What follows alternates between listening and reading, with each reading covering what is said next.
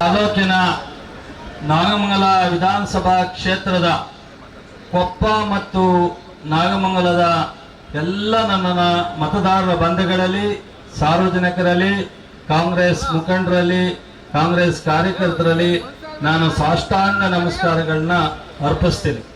ಇವತ್ತು ನನಗೇನು ಅಭಿನಂದಿಸ್ಲಿಕ್ಕೆ ಬಂದಿದ್ದೀರಿ ಅಥವಾ ನಾನು 4ನೇ ಬಾರಿ ಮಂತ್ರಿ ಆಗಿದ್ದೀನಿ ಅಂತೇಳಿ ಏನು ಮಂಡ್ಯ ಜಿಲ್ಲೆನಲ್ಲಿ ಮಂಡ್ಯದಲ್ಲಿ ಮೊನ್ನೆ ಮಾಡಿದಂಥ ಸ್ವಾಗತ ಅಪೂರ್ವವಾದದ್ದು. ಅವತ್ತಿನ ಅಲ್ಲಿಯ ಶಾಸಕರಾದಂಥ ರವಿಕುಮಾರ್ ಅವರು, ನಮ್ಮ ಉದಯ್ ಅವರು, ವಿಧಾನ ಪರಿಷತ್ತಿನ ಸದಸ್ಯಗಳಾದಂಥ ದಿನೇಶ್ ಅವರು, ಮಹಬೂಬ್ ಬಂಡಿ ಸಿದ್ದೇಗೌಡರು ಮತ್ತು ನಮ್ಮ ಮಧು ಮಾದೇಗೌಡರು ಮತ್ತು ಶಿವಣ್ಣ, ಅಷ್ಟೋ ಜನ ಮತ್ತು ಮಾಜಿ ಶಾಸಕರುಗಳು, ನಮ್ಮ ಪಕ್ಷದ ಅಧ್ಯಕ್ಷರು, ಬ್ಲಾಕ್ ಕಾಂಗ್ರೆಸ್ ಅಧ್ಯಕ್ಷರು, ಕಾರ್ಯಕರ್ತರು, ಅದು ಅಲ್ಲಿಗೆ ಜಿಲ್ಲಾ ಮಟ್ಟದ ಒಂದು ಸಮಾರಂಭ. ಇದು ನನ್ನ ಕ್ಷೇತ್ರದ ಮತದಾರರು. ಮಂಡ್ಯದವರು ದೆಹಲಿ ಬಳಸಬೇಕಾದಂತ ದಿನ ಇವು.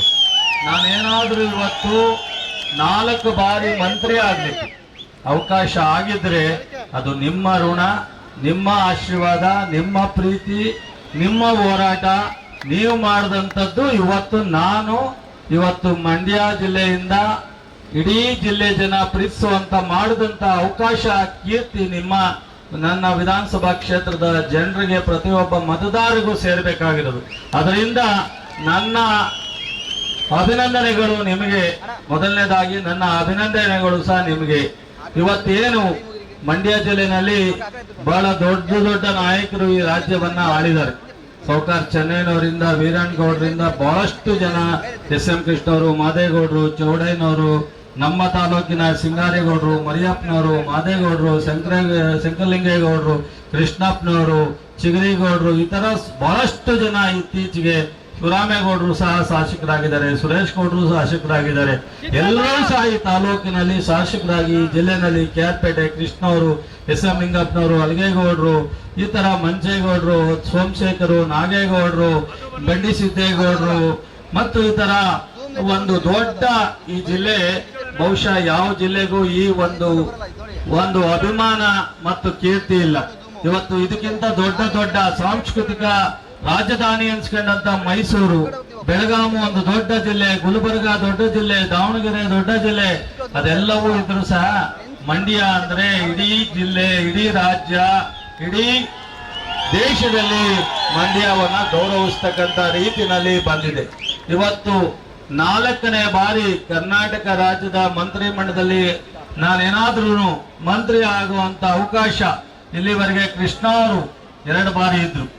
ಅವರು 1 ಬಾರಿ ಉಪಮುಖ್ಯಮಂತ್ರಿ, 1 ಬಾರಿ ಮುಖ್ಯಮಂತ್ರಿಯಾಗಿ ಕಾರ್ಯವನ್ನ ನಿರ್ವಹಿಸಿದ್ದಾರೆ. ಅದು ಬಿಟ್ರೆ ಬೇರೆಯವರೆಲ್ಲ 1 ಬಾರಿ ಮಂತ್ರಿಯಾಗಿ ಕಾರ್ಯವನ್ನ ನಿರ್ವಹಿಸಿದ್ದಾರೆ. ನನಗೆ 4 ಬಾರಿ ಮಂತ್ರಿ ಆಗುವಂತ ಅವಕಾಶವನ್ನ ಈ ಜಿಲ್ಲೆಯಿಂದ ನಿಮ್ಮೆಲ್ಲರ ಆಶೀರ್ವಾದದಿಂದ ಹೋಗಿ ನಾನು ಇವತ್ತು ನಮ್ಮ ಪಕ್ಷ, ಅದು ರಾಷ್ಟ್ರೀಯ ಕಾಂಗ್ರೆಸ್, ಇಷ್ಟೊಂದು ಅನೇಕ ಒತ್ತಡದಲ್ಲೂ ಎಲ್ಲಾರು ಸಮಾಜ, ಎಲ್ಲಾ ಭಾಗ, ಎಲ್ರಿಗೂ ಅವಕಾಶ ಕೊಡೋ ಸಂದರ್ಭದಲ್ಲಿ ನನ್ನನ್ನು ಗುರುತಿಸಿದ್ದಾರೆ ಅಂದ್ರೆ ಬಹುಶಃ ಇದು ನಿಮ್ಮೆಲ್ಲರ ಪ್ರೀತಿ ಗಟ್ಟಿಯಾಗಿ, ಬರೀ MLA ಮಾಡಿದ್ಗಲ್ಲ, ನಿಮ್ಮ ಪ್ರೀತಿ ವಿಶ್ವಾಸ ಅಷ್ಟು ಸ್ಟ್ರಾಂಗ್ ಆಗಿ, ಅಷ್ಟು ಗಟ್ಟಿಯಾಗಿ, ಆ ಕೇಶವಸ್ವಾಮಿ ಆಶೀರ್ವಾದ, ಕಾಲಭೈರವೇಶ್ವರ, ಚಲುವನಾರಾಯಣ ಸ್ವಾಮಿ, ಇವರೆಲ್ಲ ಆಶೀರ್ವಾದ, ನಿಮ್ಮ ಕೃಪೆ ಎಲ್ಲವೂ ಸಹ ಇವತ್ತು ಸೇರಿರೋದಕ್ಕೆ ನಾನು ಈ ಮಟ್ಟಕ್ಕೆ ಬಂದು ನಿಂತು ಇವತ್ತು ನಿಮಗೆ ಅಭಿನಂದನೆ ಮಾಡ್ತಕ್ಕಂಥ ಒಂದು ಸಂದರ್ಭ ನನಗೆ ಕೂಡಿ ಬಂದಿದೆ. ನಿಮ್ಮೆಲ್ರಿಗೂ ನಾನು ಇವತ್ತು ಯಾವುದೋ ಟೀಕೆ ಟಿಪ್ಪಣಿಗಳಿಗೆ ಉತ್ತರ ಕೊಡ್ಲಿಕ್ಕೆ ಇಲ್ಲಿ ನಿಂತಿಲ್ಲ. ಟೀಕೆ ಟಿಪ್ಪಣಿಗಳು ಎಷ್ಟಿರ್ತಾವೋ ಅಷ್ಟು ನಮಗೆ ನಮ್ಮ ರಾಜಕೀಯ ಶಕ್ತಿ ಇನ್ನೂ ಬಲಿಷ್ಠವಾಗುತ್ತೆ. ಕೆಲವರಿಗೆ ಅರ್ಥ ಆಗಲ್ಲ, ಟೀಕೆ ಟಿಪ್ಪಣಿ ಮಾಡಿದ ತಕ್ಷಣ ಅವ್ರು ವೀಕ್ ಆಗ್ಬಿಡ್ತಾರೆ ಅಂತ ತಿಳ್ಕೊಂಡವ್ರೆ.